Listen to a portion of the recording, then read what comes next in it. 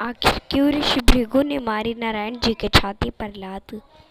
ऋषि भृगु नामक एक ऋषि मुनि हुआ करते थे जो बहुत ज्ञानी थे, लेकिन वो बहुत अहंकारी भी थे। उनका अहंकार तोड़ने के लिए ब्रह्मा विष्णु महेश जी ने युक्ति लगाई। भृगु ऋषि को एक यज्ञ करवाना था, तो उन्होंने सोचा कि कौन से भगवान का यज्ञ करवाऊं। तो उन्होंने तीनों त्रिदेव की परीक्षा लेनी चाहिए। सबसे पहले वो शिव जी के पास गए।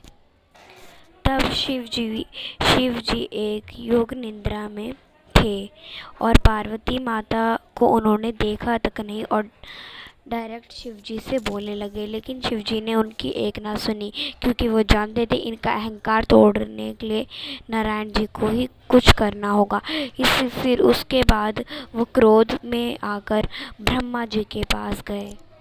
ब्रह्मा जी भी चाहते थे कि नारायण जी ही इनकी कोई युक्ति लगाए, इसलिए उन्होंने भी ऐसा ही करा। तो वो गुस्से में, अब वो बहुत क्रोध में आ चुके थे, अब वो नारायण जी के पास गए और उन्होंने डायरेक्ट उनके छाती पर लात रख दिया और उन्होंने लक्ष्मी माता को भी नहीं देखा।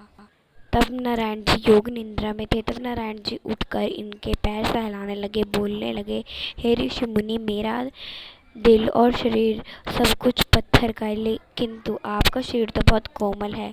तो वो उनके पैर की मालिश करने लग गए और लक्ष्मी माता बहुत क्रोध में आ गई और उन्होंने क्रोध में आकर उन्हें श्राप दे दिया कि ब्राह्मणों को कभी लक्ष्मी नहीं मिलेगी। श्राप देने से पूर्व लक्ष्मी माता ने उन्हें कहा कि मैंने तुम्हारा इतने प्रेम से स्वागत किया, किंतु तुमने हमारी एक ना सुनी स्त्रियों की। पार्वती माता ने भी तुम्हारा ऐसा स्वागत किया, लेकिन तुमने उनकी भी नहीं सुनी।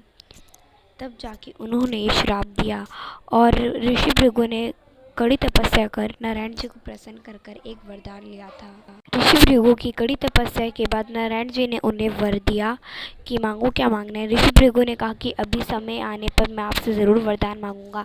अब वो समय आ गया था वरदान का, तो अब ऋषि भृगु ने नारायण जी से कहा कि मेरा वरदान ये है कि मैं ये वरदान मांगना चाहता हूँ कि लक्ष्मी माता एक पुत्री के रूप में मेरे घर जन्मे।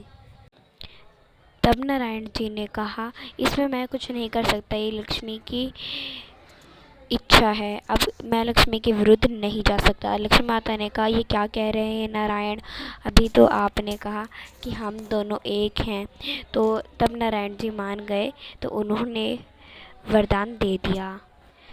तब नारायण जी ने उन्हें वरदान दे दिया और उसके बाद धरती पर लक्ष्मी नारायण एक लड़का और लड़की के रूप में जन्मे।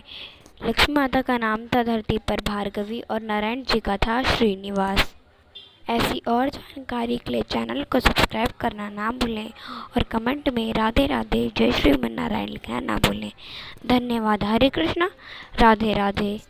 जब नारायण जी ने ऋषि भृगु का बड़े प्रेम से भव्य स्वागत कर कर उनका चरण दबाए, तो उन्होंने ऋषि भृगु समझ गए कि पूरे धरती का एक ही भगवान है, केवल श्रीमन नारायण।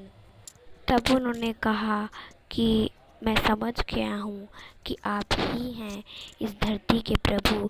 हे प्रभु, आप इस परीक्षा में सफल हुए, आप ही इस पूरे धरती के रचयिता, पालनहार हैं और स्वामी हैं।